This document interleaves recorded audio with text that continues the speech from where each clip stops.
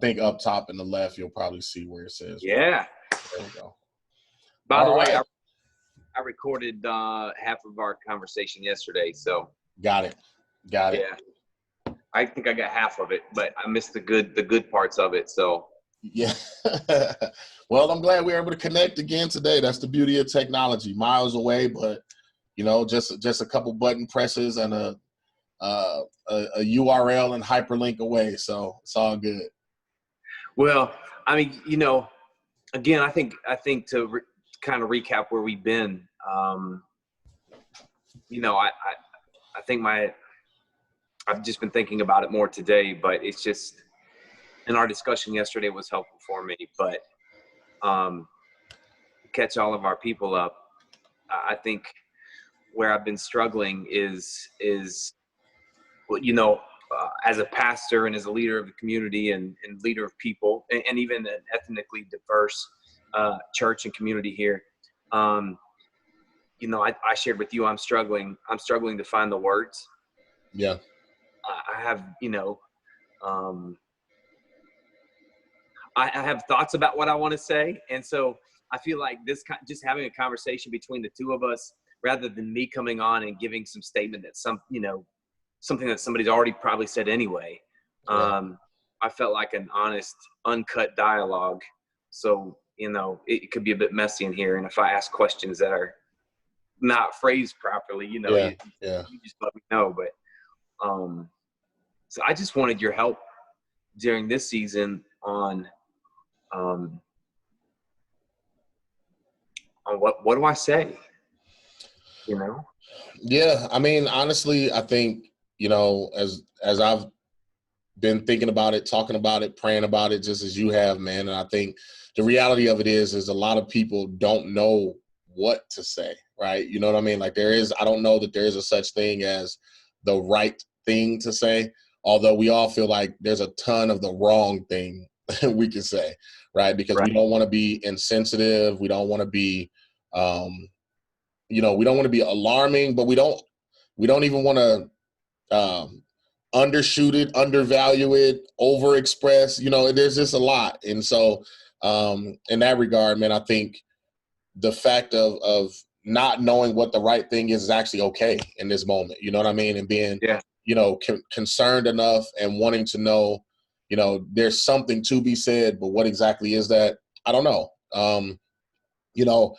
There's so many emotions in all of our groups, right? Whether it's white, black, the church, the unchurched, the rich, the poor, the inner city, the suburbia, whatever. Everybody is having a wide rainbow of emotions to try to handle and try to deal and try to cope and try to communicate.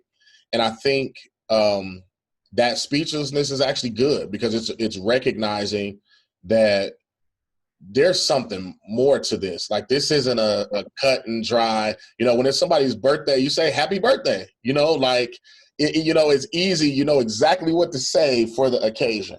But when you're just, this becomes a heart matter. This is a humanity matter. This is what is the future of our church? What is the future of our country? What do our friendships and our bonds look like?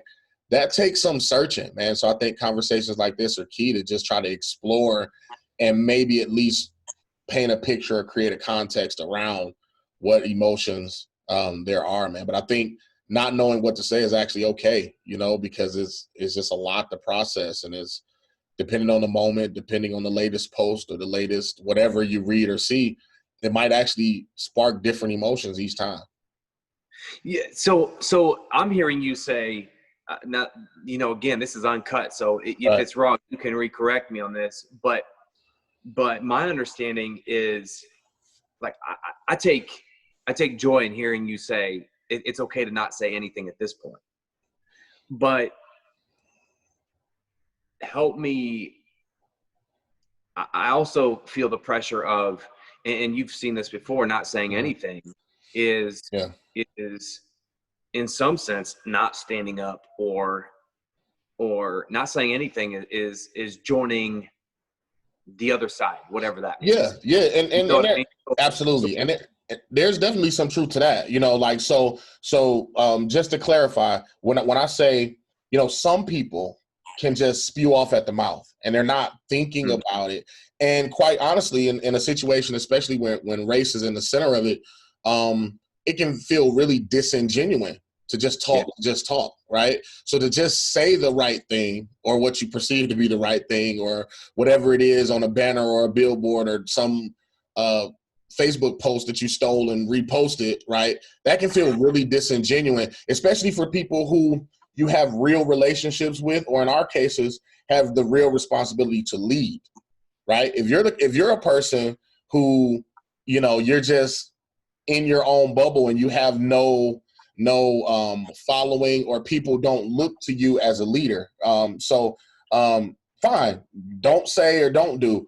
But those who have a responsibility to lead, and I'm talking about parents, I'm talking about church staff, I'm talking about teachers, I'm talking about politicians, I'm talking about when you have the responsibility to lead, I think it's fair and acceptable to think, pray, process, and then respond, as opposed to racing against the clock just to say something for the sake of not being silent.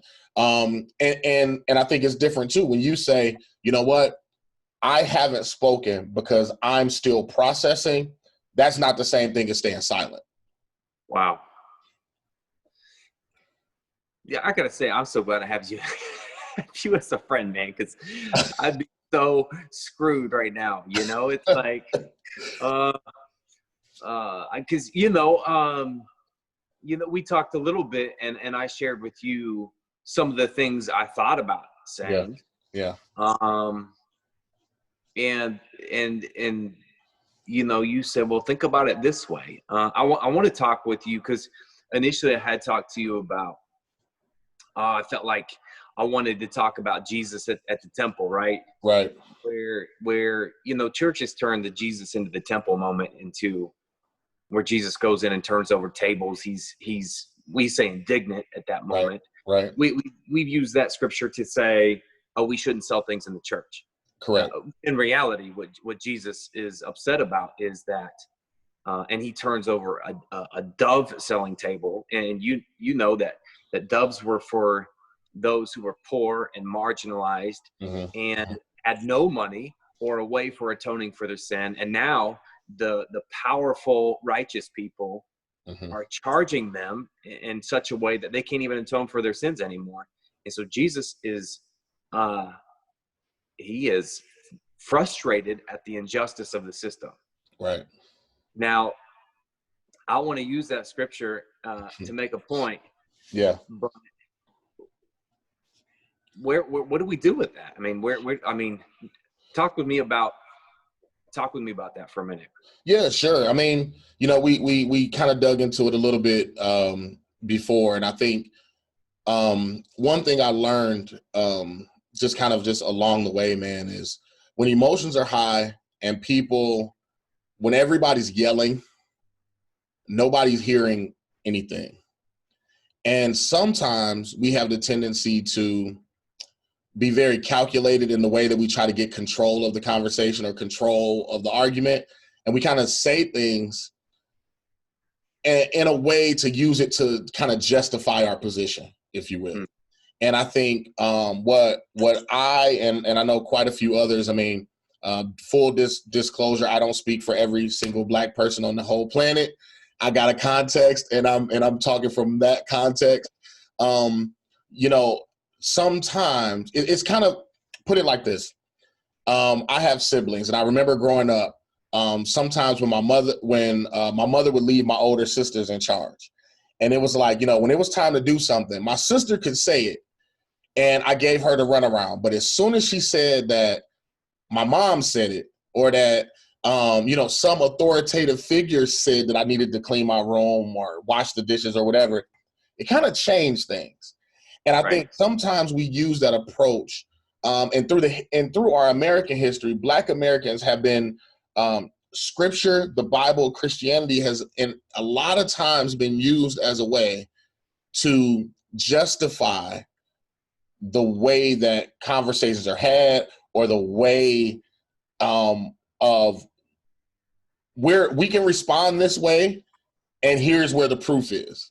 And so the passage that you're talking about is absolutely right. Anytime a Christian wants to justify their right to be mad or their right of refusal, we tap into, well, even Jesus got angry. Jesus was so mad he turned over tables. Clearly, he wasn't always meek and calm and this, like he got ticked off and he knocked stuff, he broke stuff, right? So that justifies me as a Christian. Same way that we use, Jesus knows my heart. Well, Jesus does know your heart, but in that passage of scripture, we're not talking about, it doesn't give you a pass for what you're doing. He's actually saying he knows how sinful and how broken and how treacherous our hearts are and why we need him to rectify that. And so we kind of mince it and we mix words and stuff to just kind of make us feel better about how we've decided in our flesh to go about it. So, one of the things we try to do here at the table is reach people who don't know Jesus, who aren't connected to a church, who wouldn't use the Bible as a moral guide or a compass for how we live life. So I'm thinking, Nate, I'm thinking about how do we address, communicate, and talk about this situation in a way where, because as you said yesterday, and even in this moment, the Bible has been used to do all sorts of nasty things. Yeah. Including justifying slavery, right? I mean, that's right. I mean, so help me approach this in a way for the Black community and people who may have found themselves on that side of things. How do we speak to the situation when the Bible could be irrelevant in this moment? Well, as pastors, that's our biggest responsibility, right? Because at the end of the day, we're supposed to be the ones to study and show ourselves approved, meaning we know what the world what is actually happening and what the Bible is actually saying.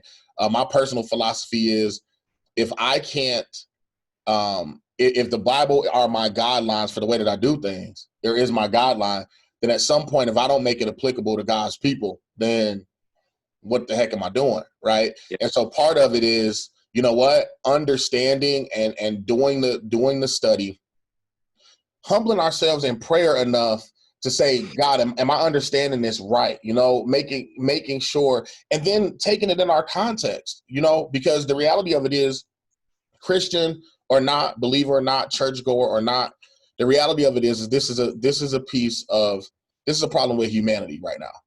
And if you strip out everything, at the end of the day, if you strip out everything, we're talking about human life, human condition, human ability to live, survive, human ability to, that's what we're talking about. Growing up, I used to watch all kinds of cheesy sitcoms and stuff like that. But I remember in just about every single family sitcom, right, there was always an episode where the family pet dies, right? Whether it was Full House, The Cosby Show, Who's the Boss, I don't know, whatever it was, there's always an episode where the family pet dies. Goldfish, puppy, hamster, frog, turtle, whatever.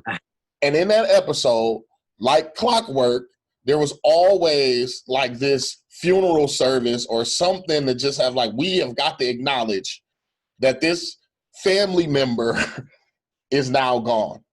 And so, as silly as that is, everybody always resonated to, this is a family. This death matters. It's impactful. It matters. It matters enough to make sitcoms about it. It matters enough to be sensitive to your child about it or your spouse or whatever. If someone came in your church today, Brad, and said, how you doing? James, doing okay, but I'm kind of bummed. The dog died. Family dog, been there 10 years. My kid's only 9. Her whole life she's known this dog. And it's oh man, that stinks. Man, I'm sorry. There's a place of compassion and grief that happens first. Wow. First. Nobody cares whether the dog went to obedience school. Nobody cares whether the dog was potty trained. Nobody cares whether the dog ripped up shoes. Nobody cares whether the dog was a full breed or a mutt.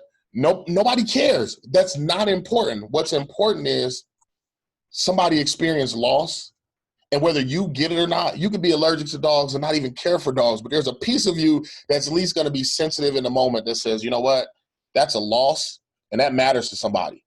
And so Right.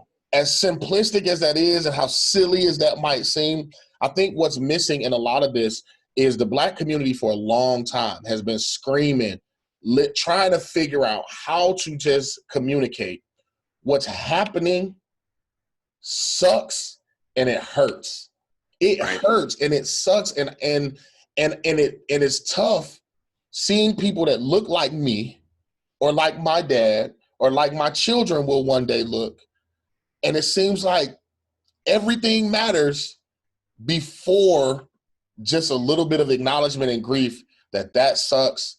And quite honestly, something's wrong with the way that happened.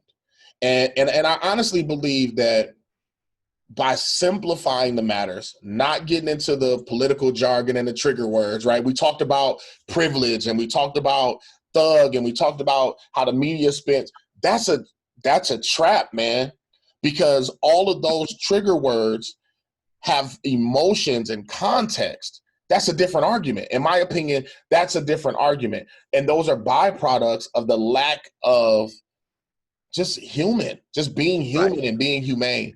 And so, I think a big part of it is just simply being compassionate enough to know that the loss of a life or, people being incarcerated at rates that are just make no sense whatsoever, we lose all ability to say, I mean, that's not really that big of a deal, is it? Or, to just ask ourselves the same questions.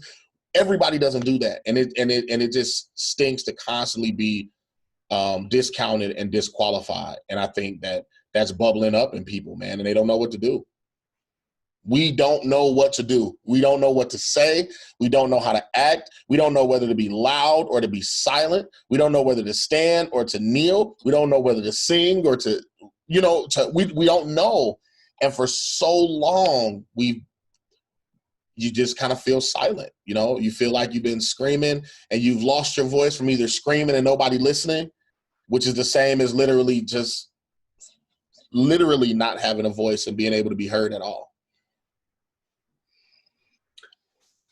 Yeah. So talk to me when you first saw the video of George Floyd. Yeah. Talk to me about what you felt and experienced in that moment. And just talk to me about that for just a second. I cried.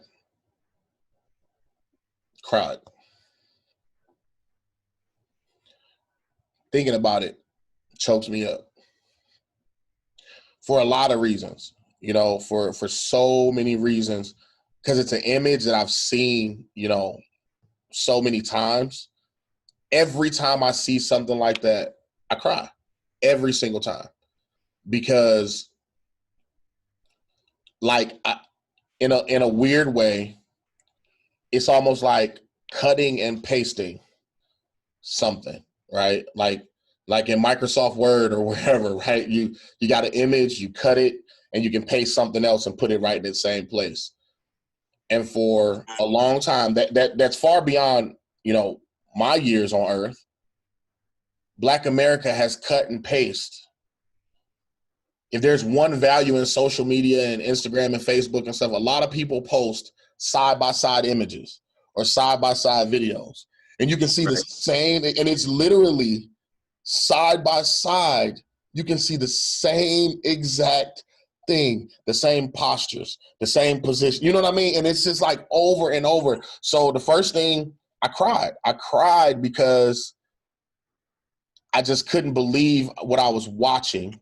But I didn't cry because I didn't cry necessarily. My first thought wasn't even about this is another Black man. It wasn't that. That's a huge part of it. But how are we watching on television or internet or whatever you're doing? We are literally watching someone die, take their last breath.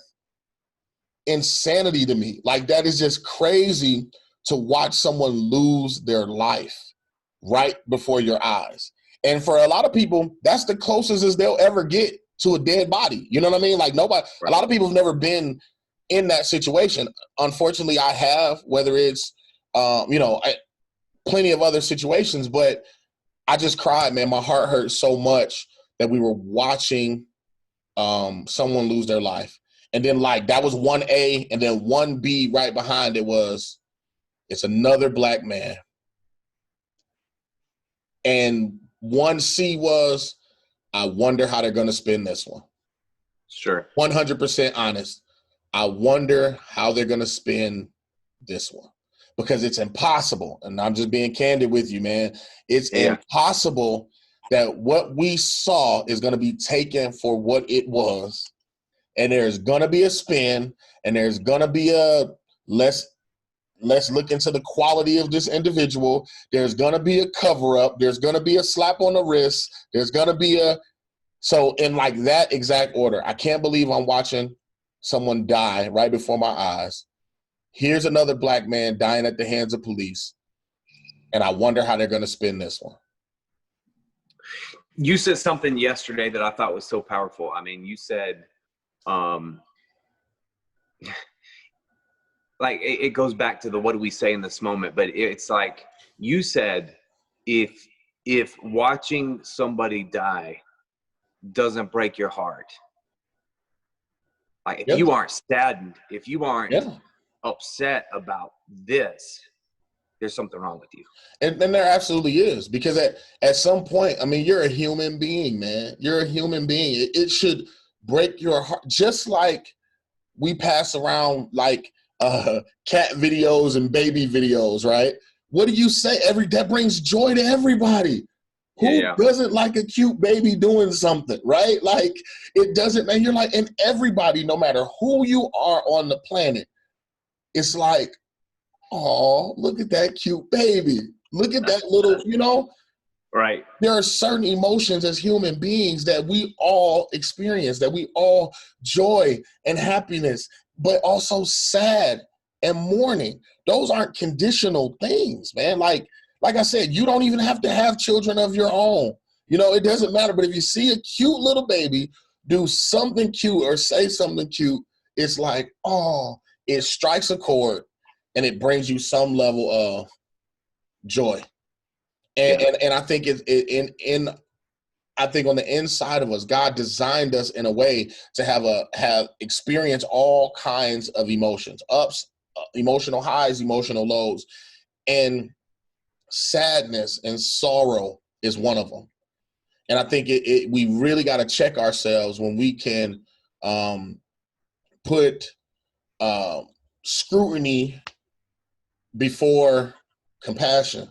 It doesn't. Some seems off to me, and we really should be looking at ourselves and doing that evaluation. It's like, wait, before I feel sadness or sorrow, do I what other things go on in my head or in my mind before that? It seems like something is terribly broken if we go somewhere else before we go to sorrow. Yeah, because I think there's that one part of people that says, like, the video comes out and it's immediately like, okay, we'll just wait till we see the whole video. That's right. Right. I think that's what I hear you saying is like, no, forget that. Like, in this moment, like, who cares about the entirety of a video? Like, as people created in God's image, when you watch somebody pass, especially the way he did, you have something inside of you that is meant to hurt and to feel empathy and compassion and to be broken and to be, I mean, my wife, she's been angry all week. I mean, she is, she just is. And every morning I get up and say, how you doing? And she just says, man, my heart is just breaking, and to me, that's what I hear you saying is we may not have anything to say. Right. But at the core of it, If least. you don't feel anything, Right. then to the Christian community, then you better, question. You got to question, man. Something's not right. As a follower of Jesus, if you don't sense something inside of your heart that says this is wrong or this causes pain, Yeah. This makes me angry, then there's something wrong, right? Absolutely.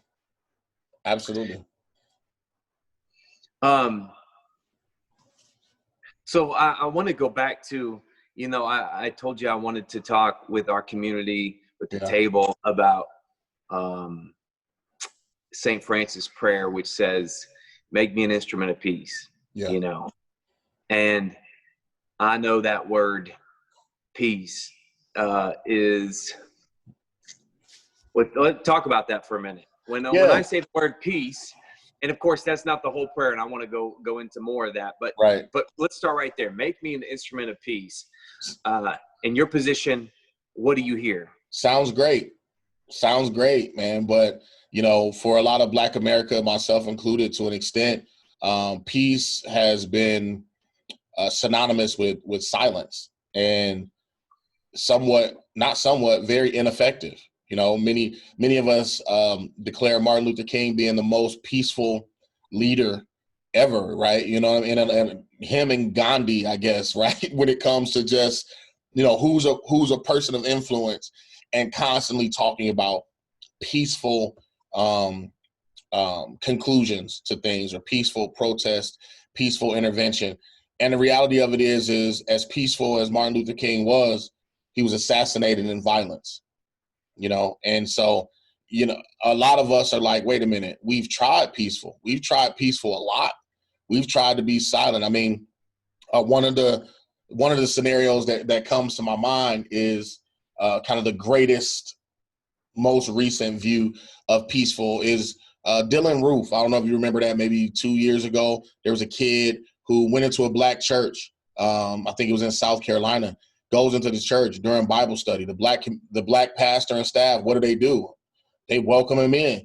They encourage him to be part of the study. They treat him like we're taught and like we practice to be welcoming. And I bet you they probably were pretty shocked that this young white dude is walking in the church to Bible study, for crying out loud. They're probably like, oh, okay.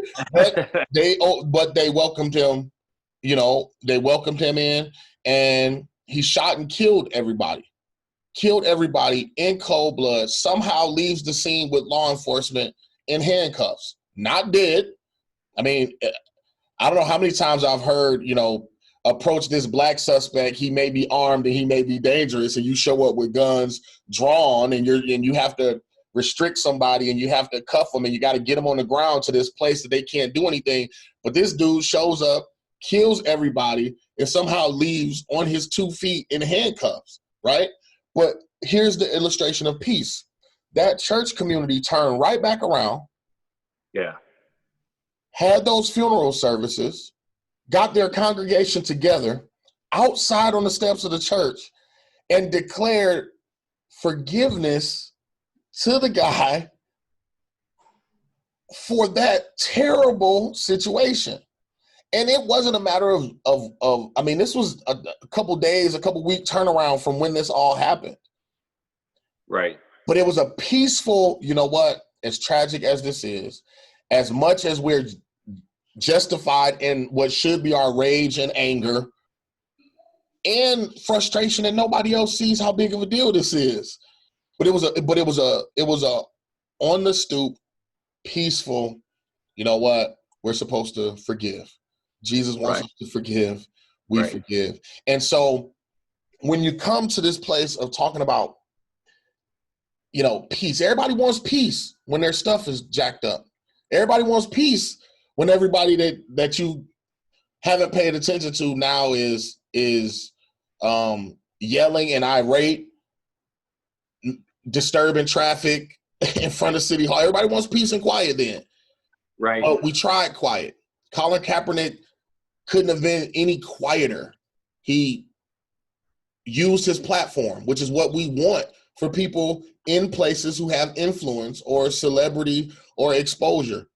And he took a knee at the end of the bench And he was quiet about what he was doing it for until somebody approached him. Hey, man, we noticed this. What's going on? And then he told you, hey, I'm trying to bring attention to this is crazy. There's so much happening to the Black community. Nobody's doing anything about it. I'm taking the knee because I know that people are going to pay attention because there are millions and millions and millions and millions of people who watch football every Sunday.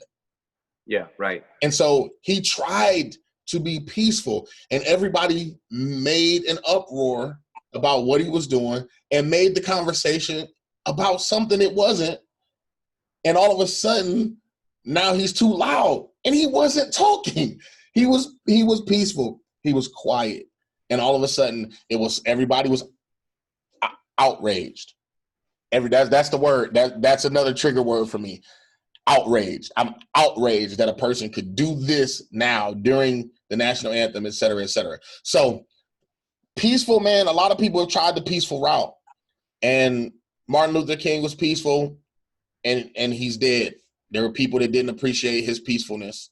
He was still too loud. He was preaching from a pulpit, for crying out loud. Right. Preacher. He was giving you the Holy Scriptures. He was grounding what he believed in the Scriptures. And that was still too loud for people. And so peace is tough, man. I don't know what that looks like, but unfortunately it's been cast as be quiet. Go over there, be quiet. And people are tired of being quiet, man. So if we look at St. Francis' words for a minute, yeah. And what I love is when you continue the prayer and he says, make me an instrument of peace. Yeah. Continues after that. And peace no longer is passive, right? He continues and he says, where there's hatred, let me love. Like it moves from, peace. There's this sense of like, oh, we just don't do anything. Right? But it feels like there's a responsibility. Like peace has a responsibility. Absolutely. As does love. So if our response to, well, peace might be a little bit different than just doing nothing and letting it happen, then here comes, so what's the action of that? Well, love. Like, let me love. So then for me, that takes me immediately to 1 Corinthians, the 13th chapter. We start to look right in there in verse 4, and we see a biblical definition for what love is. And now we see both what love is and what love is not. So as the faith-based community, for me, we got to go to that place and say, okay, again, I might not have the words to say, but there's a level of patience. There's a level of understanding. There's a level of compassion. There's a level of all of these things that I'm supposed to do because based on what I believe, or I'm saying I believe, I'm supposed to love a certain way. Even people that I don't understand, even if I don't really get the cause per se, there's still something because I'm loving and because I'm acting out my love, it looks and should feel a certain way. Right. So I'm just processing this thing. I mean, it's because I do love the prayer that he gives us, and I just want to ask you, so what he says, where there's hatred, let me bring love. What does love look like in the middle of hatred? In this situation, and he continues, let me bring, and maybe we just go down it, like, let me bring joy where there's sadness. And what does it look like for me to be joy in the midst of sadness, in the midst of this sadness? Okay. Sometimes,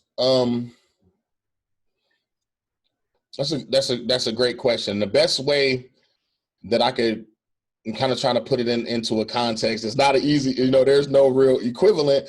But again, when you experience a death in your family, there are people who come to the funeral service, and why are they there?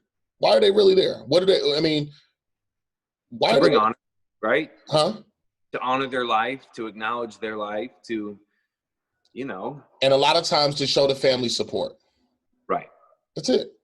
I'm here. I'm not the keynote speaker. I'm not on the program. I don't have to say anything, right? Sometimes you have that period of remarks or something where, and some people feel like everybody got to go say remarks, but a lot of times other people don't, because they're not, all they want you to know is I'm here if you need me. Right. I'm here if you need me. I know it hurts. I'm here if you need me. And you sign a little book or you give a little card and you just simply say, man, my heart's with you. My condolences. If you need anything, let me know. And if you've ever been the person mourning someone, you don't even think you're going to need that person, but you just appreciate the fact that they're there, that they're saying, again, I don't know what to say. I don't really know. Nothing I say is going to bring that person back. I didn't lose the same person, or that person wasn't the same to me as it is to you, but I'm here if you need to talk. I'm here if you need to vent. I'm here if you don't want to talk and you just want to yell at somebody on the other end of the phone, I'm here for you, man. I just want you to know that. And that in the middle of sorrow, and I think that does provide some type of peace, and it does provide some type of joy. Because here's the thing. Wow. The opposite way is if you say the wrong thing, right?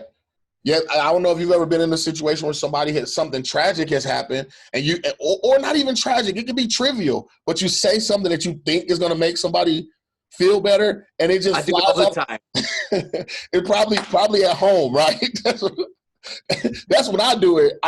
That's when I do all the wrong things, is when I think what I'm saying is going to help, and then I say it, and it's like, oh, I had all the best intentions, but it blows up because that's not what the person needed.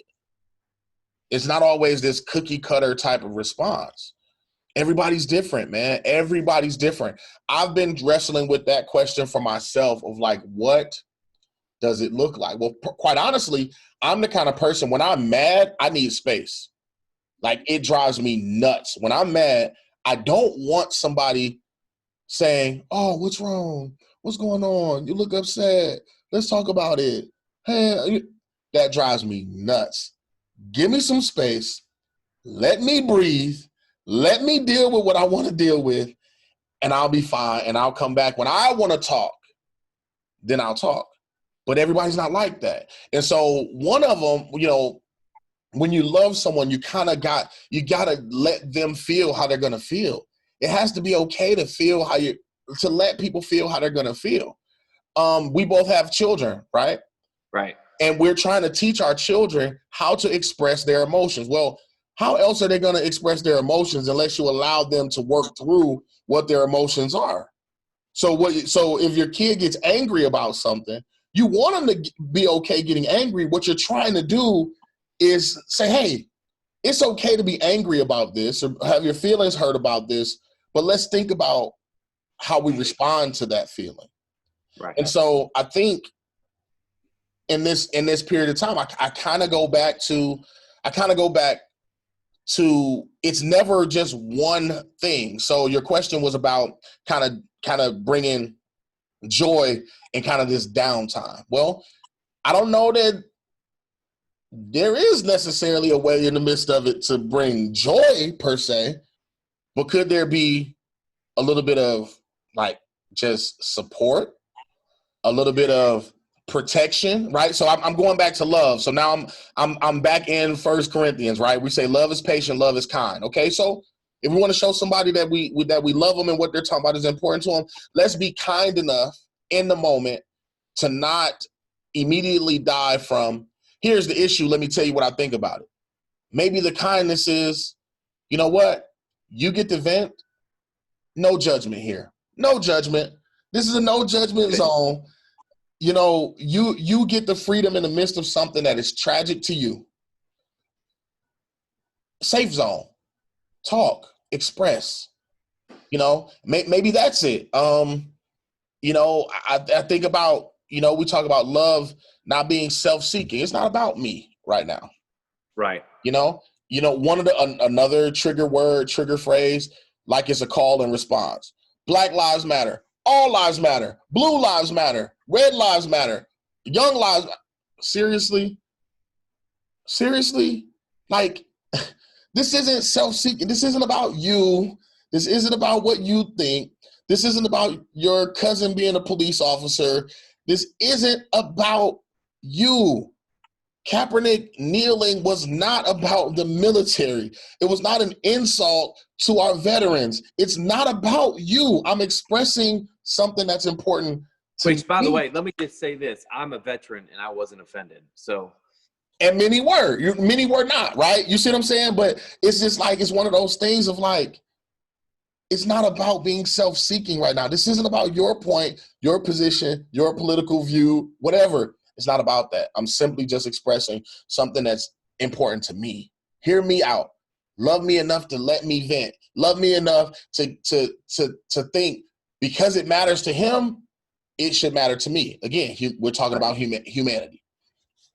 Which I think is why I wanted to use the prayer, is because at the end, I mean, he says, grant that I may not so much seek to be consoled as to console, but then he says, to be understood as to understand. Yeah. And I think that's where, honestly, I felt like if I come out with some statement, I'm just wanting people to understand me. And really, this dialogue is about helping me understand. Right. I mean, and I think this is what's been so good for me in this process. I mean, this has been a 2-day dialogue, right? Right. Half dialogue. You talked about some things that I had never even considered. We went everything from Southern legislation that basically says, certain lives don't matter as much as other lives, that history there, that it's still there in today. And you said absolutely. In 2020, you would think it'd be gone. It's not gone. Right. That sort of system still lies underneath. Right. One of the things that I think was helpful for me yesterday was when we talked about, a young person dies and we talk about the bright future. That's right. Yeah. Or this person dies and we talk about what difference they could have made. And when it comes to like George Floyd and some of the other people that have passed, we just bring up their past. That's right. That's right. We don't talk about, and that's a perspective I'd never heard before that I thought was so good. Like, we don't talk about Mr. Floyd with the intentions of God has a future for him. That's right. God had a future for him. That's right. God had a plan for him. God had a plan for him. Maybe he was living God's plan. Who knows? I mean, right. And I think that really is the essence of this conversation, is the best thing. And that's what I hear you saying. Yeah. The best thing I can do at this moment, even though I may not fully understand, I could never fully understand what it's like to sit in your shoes. Yeah. Is just the being able to do this and try to understand. And I think, man, you're absolutely right. But I think through this conversation, we talked through a prayer, and what you were able to do was express your intention behind the prayer. And so if I had any advice, share what your intentions are with the prayer as your guide. Because the prayer itself, again, in the midst of what we're dealing with, all these emotional highs, all of this systemic core racism, bigotry, this historical context of the misuse of scripture and the oppression that the Bible has been used of, you'll start at a place of here we go again. Right. And unfortunately, that's what we as the body of Christ has given the community, the people, the world for so long, is a canned response, and there's no feeling in it. There's no authenticity in it. It's just words on a page. It's just, here's the verse, here's the chapter, here's the verse, here's the scripture. Now that's what it is. And that's not personal. It's not personal. I'm telling you right now, man, if you don't take your kids and all you do is write on a whiteboard, I love you. You don't just say, I love you, and that's it. And then expect that they're going to feel the love. That's not what you do, man. You don't just see it on a board and run with it. You don't just, to your friends, to your loved ones, man, the thing I love about you, man, every time we see each other, we don't just shake hands, man. We hug, we embrace. It's like, man, look at you. I'm glad to see you. Good to be with you, man. How's it going? Because why?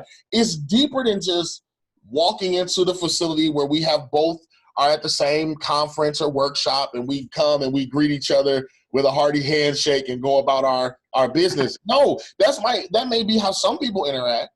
But when you say, like, no, this is my brother, this is my friend, like, no, it's like, what's up, man? Like, it's more than that. And so I think what people are looking for out of our leaders and out of our church and to just be people, man, I'm a person. I'm not invisible. Like, something happened and it sucks, and it should suck to you that it happened. Just like it sucks to me that it happened to you. Like, it has to have some authenticity behind it. And I really think that the more people are authentic, it's less about having the right thing to say and being genuine in that response of, look, you know what? I had to go somewhere and maybe get a little reference for my frame of mind, but hey, miss me with this St. Francis stuff. Here's what I'm trying to get you to understand. I don't understand. It hurts. The best thing that I can do is go to what I know, the words of the wise, to the Holy Scriptures. I found something that really just outlines and kind of puts into context the way that I'm feeling, but here's what you need to know. Here's what you need to know. And lay it out, literally just as you said. Like, that's why I'm using this as my guideline, because of A, B, and C. And that's fair. And if you want to be, I think in all of this, if we want to be transparent and we wanted to have some impact, it's just allowing everybody to process. Yeah. Allowing people to process. There are far more voices of reason than what we're seeing on the television. Far more voices of reason. But if we don't start listening with the intent to connect and understand and to be relational and not just respond, we in for some rough days, man. And I'm just saying that we're into some rough days because you see things escalating. And the reality of it is even what we're seeing right now. I told you, I thought those three things from immediately seeing the video. That third one, I wonder what's going to happen and how they're going to cover this up. So I want to be very transparent in the way that I think, in the way I know a lot of people like me think. Even if things start to get to some semblance of peaceful in the next coming days and weeks, if something isn't done, if there's a slap on the wrist or whatever, when it's time for that trial and there's time for a conviction, you're going to see everything's going to go back up. Everything's going to go back up because the expectation is what you're seeing now is we already know. We've read this book. We've seen the movie. We've seen the sequel. We read the screenplay and we saw the stage production of this already. This is what we've seen already. And what's going to happen is this dude is going to get a slap on the wrist. He's going to get something. He's going to be in cushy jail somewhere. And then we're not going to hear anything else about him. And it's going to be what? Another life lost and no consequence paid for it. Sure. And so, my advice, man, I think conversations like this is awesome. I think it's great to have with us, but I also think it's great that we have to be in the position to push our other leaders, even the generation above us. Because that's the thing that I enjoy talking to you about, is because we have a position and we have an understanding. And I believe that there are people in our peer group and those younger than us who will understand this conversation and be more open to having that dialogue. But there's a generation above us that's going to have a really hard time with this. Because the world is a certain way and it's the way that they know it. And that's on both sides of the fence. That's on white America has lived a certain way for those, 50 and up at this point, 55 and up, as well as Black America. in that same. So that is even going to be more difficult for them to kind of understand, because Black America and that demographic, I said, we've been through this already. Right. We've seen this already. We've seen it.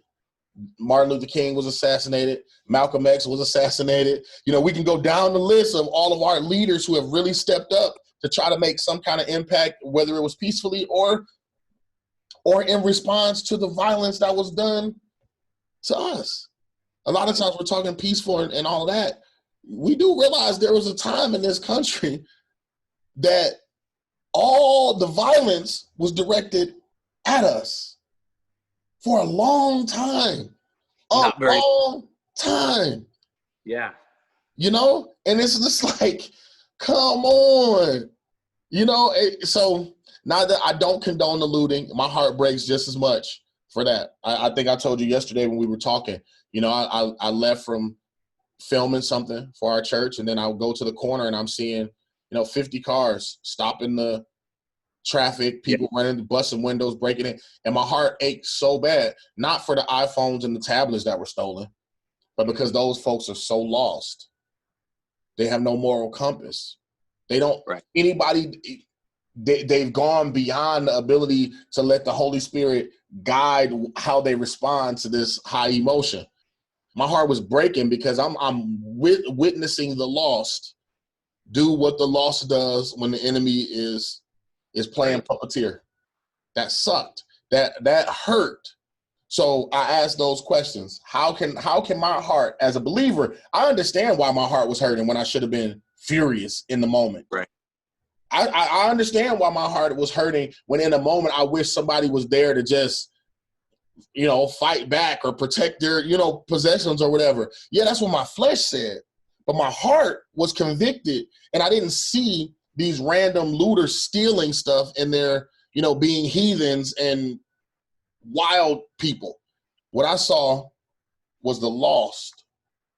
Wow. Being opportunistic in the midst of chaos.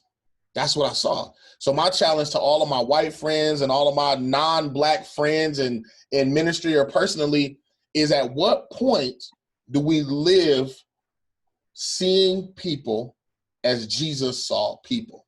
If that's what we say we believe, if that's what we say we think, if that's what we're guiding our lives, at what point are we able to see people the way Jesus saw them? Not for what they were doing, not for their position, not for what they look like or what origin they came from or what bloodline they were in. And we're talking biblical days, right? Right. At what point do we see people the way Jesus did, and our actions were dictated, and our feelings and our attitude towards them were based on seeing them that way? That's gonna be a tough one to wrestle with, because now the church is taking the ownership of, wait a minute. Am I letting my political loyalties, or am I letting my 401k, or am I letting my investment, or am I letting my friends and family dictate my heart more than what Jesus is supposed to take on my heart? Right. That's what we up against, man. And I'm hoping that this is the start of many conversations that we're asking ourselves, that, you know, within our peer groups and within those ministry circles that we're in together and separately, that those are the tough conversations that are going to happen going forward, when I'm not at the dinner table with you, Brad, and you're at the dinner table with just you and your family, or you and your cousins, you know what I mean? Like, people want to know how and what to do. Have these conversations when I'm not in the room. Yeah. Have these conversations when I'm not on the agenda. You know what I mean? Like, have them, explore them, you know. So You're so right about, I mean, and my, you know, I can never take credit for this. My wife she's just amazing. She's cool. And I love one her. of the things I love is, you know, we were taking our boys to the skate park here in Joliet, and you know, right there on Jefferson and Larkin, there was protests taking place, you know, it was so much fun. We just had a conversation with the boys about this whole thing. Yeah. And, you know, Yeah. she obviously is very passionate about this.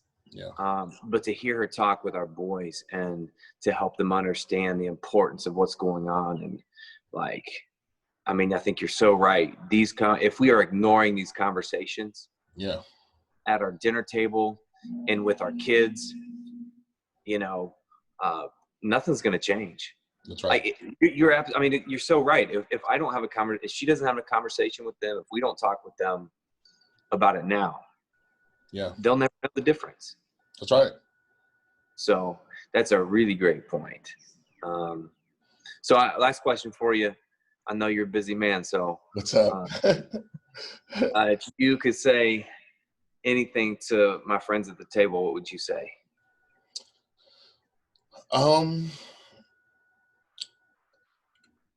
Just don't ignore it. Just don't ignore what's happening. Don't ignore,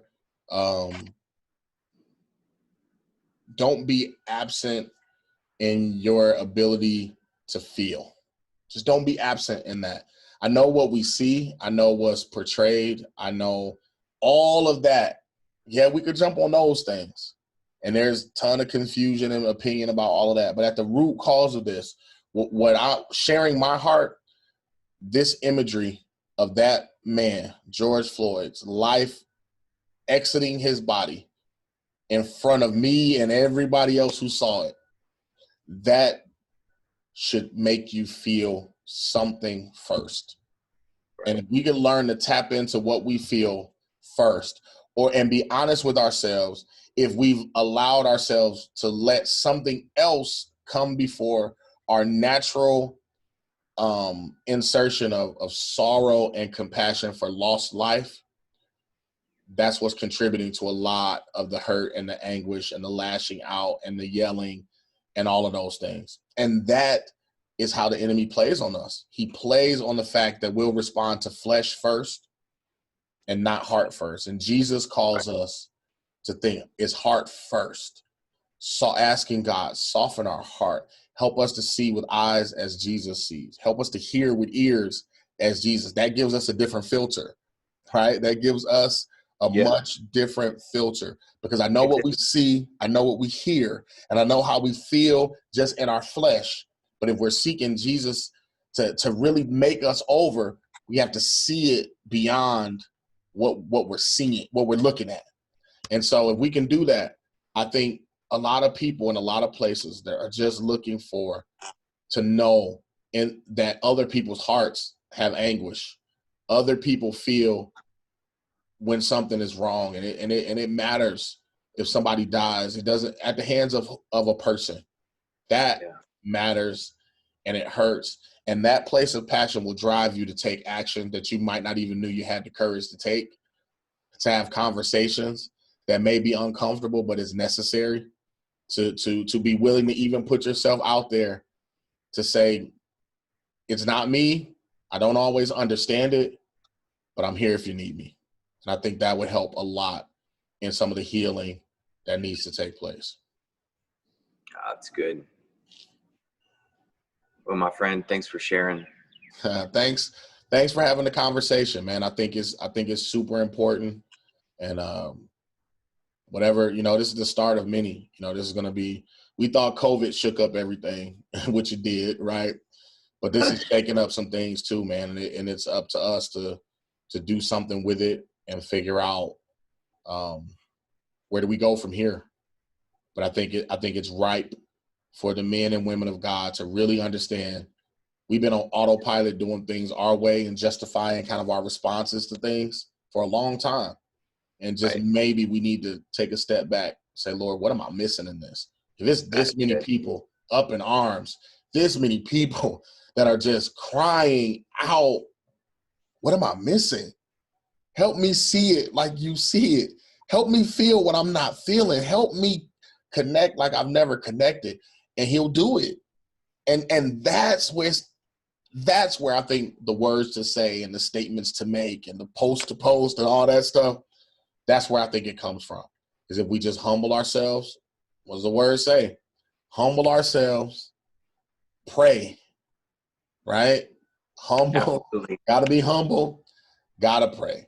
Got to seek what does God want us to do. Humble ourselves enough to not think us first. Pray and ask God what he wants us to do. You know, then if we see that, then we might turn around the wickedness that's underneath all of this stuff. But it comes with humility first, prayer second, then we'll turn. That's in that order. You know, and so if we do that, I think then we got a shot at making a difference. And conversations like this will go a long way. And whether it's you and I or the next 2 people, 4 people, 20 people, it'll resonate and hit home, and maybe we'll start the healing process, man. It's good. You got to come preach at the table, my friend. Anytime, man. You just let me know. Even if it got to be virtually for the time being, I'm good with that. However you want to do it, I'm game. You just let me know. All right. I love you, man. I'll talk to you soon. Tell the family I said hey. Yeah, tell Victoria and the family I said hello. I will, and I'll shoot this to you in a second. All right, love you, brother. All right, love you, man.